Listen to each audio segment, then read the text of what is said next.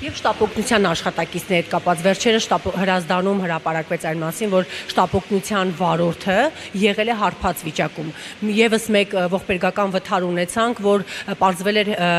վարորդը գրեթե ամբողջ օրներ աշխատել, չէր հանգստացել, եղավ ողբերգական վթարը։ Այս ուղղությամբ ինչ եք անում։ Այսինքն մենք շտապօգնությունը մեր կյանքը մեր պետք է դուք հնչեցնում եք տեղեկատվություն, որը ճշտման կարիք ունի եւ կխնդրեմ ճշտեք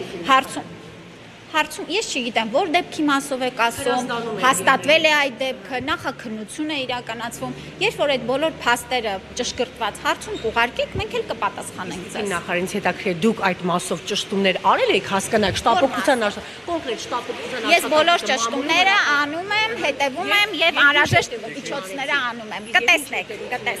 Չենք տեսնում։ Հարգելիս, հարցազրույց ասեցիք, ես պատասխանեցի ձեր։